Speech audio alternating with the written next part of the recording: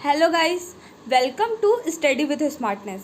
आज हम Indian geography का एक इम्पॉर्टेंट टॉपिक भारत का भौगोलिक विभाजन फिजिकल डिवीज़न ऑफ इंडिया इसके बारे में जानेंगे। देखें, भू आकृति की दृष्टि से भारत में काफ़ी विविधताएं हैं, ठीक है, जैसे कि उसकी संरचना, जलवायु, भू संचालन, ठीक है। देखते हैं, आप ये भारत का मैप देख रहे होंगे, इसमें आप खुद देख के बता सकते हैं कि भारत में आपको कहीं विषमताएं दिख रही हैं, कई विषमताएं दिख रही हैं।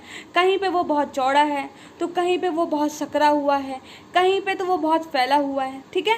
मतलब और इसकी जलवायु भी समान नहीं है। ज़रूरी नहीं है कि भारत में गर्म मौसम, ये क्या कहते हैं, हमें मध्य प्रदेश में गर्म मौसम है तो श्रीनगर में भी गर्म मौसम रहे, ठीक है। तो जलवायु में परिवर्तन है, तापमान में परिवर्तन है, ये भिन्नताएं तो हमको देखने को मिलती है। फिर आगे देखते हैं कि भारत का जो संपूर्ण क्षेत्रफल है उसका 11% भाग में पर्वत है। पर्वत किसे बोलते हैं? देखिए, पर्वत, पठार और पहाड़ियाँ मैं आपको बता देती हूँ। सबसे पहले पर्वत, पृथ्वी की सतह की प्राकृतिक ऊंचाई जिसका आधार चौड़ा होता है और शिखर क्या होता है, नुकीला होता है, उसे हम पर्वत कहते हैं। मैं आपको डायग्राम बना के दिखा देती हूँ। जैसे कि ये हमारा क्या कहला गया, पर्वत कहला गया, ठीक है। पठार किसे बोलते हैं? पर्वत की चोटी काटकर उसे समतल कर दें तो क्या बन जाता, पठार बन जाता है, ठीक है। जैसे कि हम इसको, ये चोटी काट दें तो हमारा क्या बन जाएगा, ये समतल एरिया वाला बन जाएगा, तो हम इसको क्या बोल देंगे, पठार बोल देंगे, ठीक है। अब पहाड़ किसको बोलते हैं? पर्वत का लघु रूप पहाड़ का है, मतलब पर्वत इतना ऊंचा है लेकिन ये थोड़ा छोटा हो जाए तो हम इसको क्या बोलेंगे, पहाड़ियाँ, ठीक है। आपको पर्वत, पठार और पहाड़ में अंतर पता चल गया। पर्वत किसे कहते हैं? पृथ्वी की वो सतह है जिसकी, पृथ्वी की सतह की प्राकृतिक ऊंचाई जिसका आधार क्या होता है, चौड़ा होता है, और शिखर क्या होता है, नुकीला होता है, ठीक है।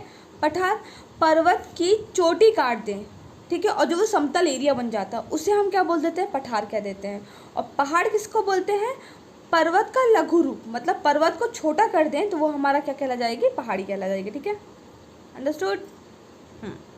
आगे देखते हैं। फिर भारत की भू आकृतिक इतिहास और उच्चावच के आधार पर हम भारत को 4 भौतिक प्रदेशों में बांटते हैं। आगे देख रहे हैं हम 4 भौतिक प्रदेश कौन कौन से हैं। जैसे कि आप देखिए, ये पहले तो उत्तर का पर्वतीय प्रदेश, दूसरा उत्तर भारत का विशाल मैदान, तीसरा दक्षिण का पठार, चौथा तटवर्ती मैदान व द्वीपीय भाग, ठीक है। समझ में आया? 4 भागों में इसको डिवाइड कर रहे हैं। अब हम पढ़ते हैं सबसे पहले उत्तर का पर्वतीय प्रदेश, ठीक है।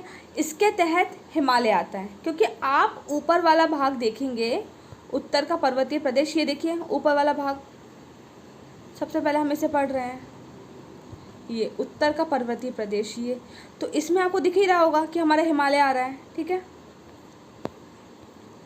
तो उत्तर का पर्वतीय मैदान, इसके तहत हिमालय आता है जिसे 3 उपभागों में बांटा गया है। सबसे पहले ट्रांस हिमालय, दूसरा हिमालय, तीसरा पूर्वांचल पहाड़ियाँ, ठीक है। अब हम इसको पढ़ते हैं अच्छे से। ट्रांस हिमालय, इसके अंतर्गत काराकोरम, लद्दाख, जास्कर, कैलाश पर्वत आते हैं, ठीक है। इसी में भारत की जो सबसे ऊंची चोटी है K2 गॉडविन ऑस्टिन, ये भी आती है। कश्मीर हिमालय में करेवा मिट्टी पाई जाती है, ठीक है, जो किसके लिए इंपॉर्टेंट है, केसर के लिए इंपॉर्टेंट है। और कश्मीर हिमालय में ही मीठे पानी की झील डल और वुलर पाई जाती है, और इसमें जोजिला, पीर पंजाल, बनिहाल, जास्कर, लद्दाख श्रेणी आदि आती है। अब मैं इसको आपको अच्छे से समझाती हूँ। देखिए, हम पढ़ते होंगे लद्दाख कहाँ पर है, आप जानते हो कैलाश पर्वत कहाँ पर है, ठीक है। काराकोरम दर्रा, आप कई बार सुने होंगे काराकोरम दर्रा, ठीक है। तो ये सब कहाँ पर आते हैं, तो ये हमारे ट्रांस हिमालय में आते हैं। मैं आपको चित्र में दिखाती हूँ। ये जो ऊपर वाला पार्ट है हमारा,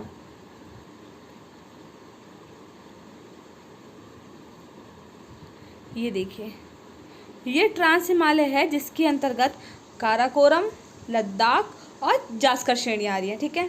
दिख रहा है आप लोग को अच्छे से? अब आगे देखते हैं अपन, ठीक है। ये कंफर्म हो गया।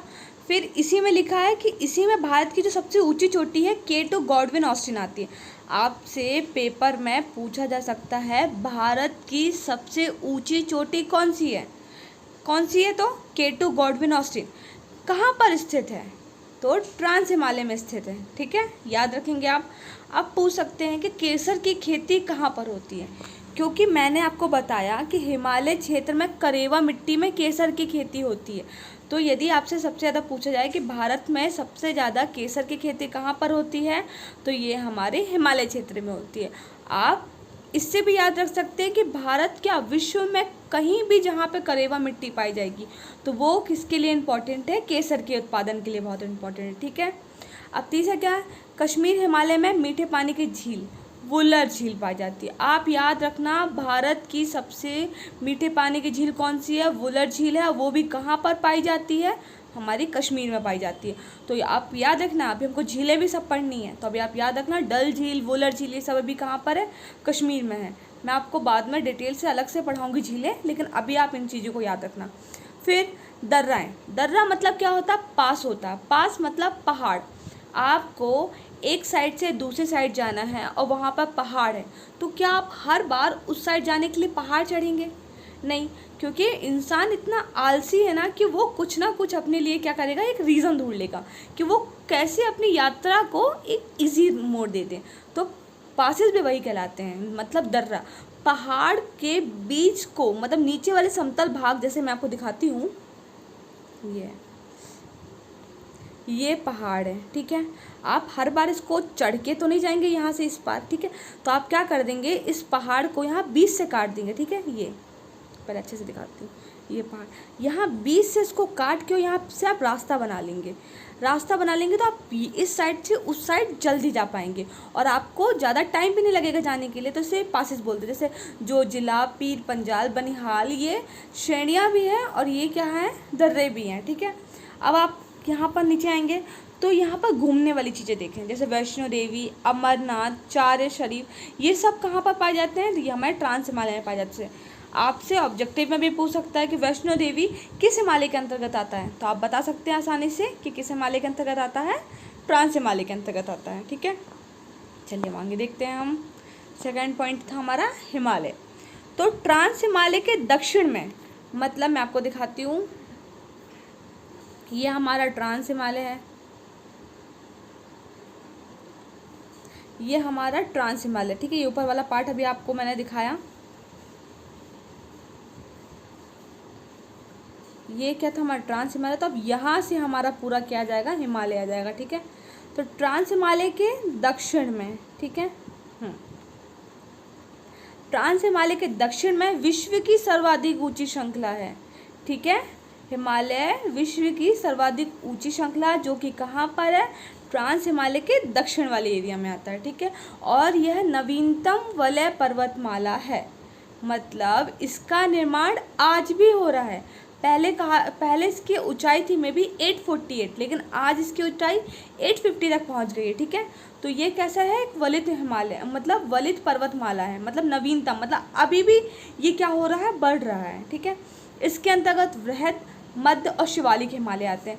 अभी आप जान लीजिए कि हिमालय को हम 3 भागों में डिवाइड कर रहे हैं, एक तो वृहद हिमालय, एक तो मध्य हिमालय और एक शिवालिक हिमालय। ठीक है, इसको मैं आपको डिटेल में बाद में बताती हूँ। ठीक है, अब हिमालय में ही कंचनजंगा, नंगा पर्वत, नंदा देवी, नामचा बारवा आदि शिखर भी आते हैं।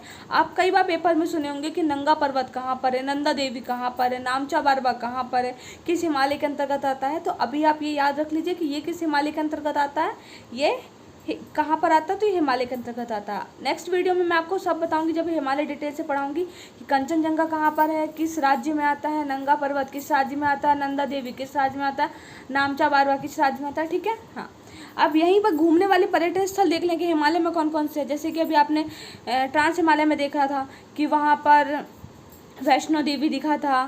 ठीक है, हमको चार शरीफ दरगाह दिखी थी। ठीक है, इसी तरह हिमालय में कुल्लू मनाली, जो कि आप सभी लोग बहुत पसंद करते हैं क्योंकि एक बहुत ही ठंडा एरिया है। शिमला बहुत ही ठंडा एरिया, आप सभी वहाँ पर घूमना चाहते हैं तो आप जाइए ज़रूर घूमने। फिर मसूरी, ये सब यहाँ पर क्या है, एक पर्यटन स्थल है। और घाटियाँ तो कश्मीर, लाहौल स्पीति, कुल्लू, कांगड़ा, ये सभी घाटी किसके अंतर्गत आती है, हमारे हिमालय के अंतर्गत आती हैं। ठीक है, आप नीचे आइए, ये देखिए, आप अच्छे से देख लीजिए, डायग्राम में हिमालय आपको दिख रहा है।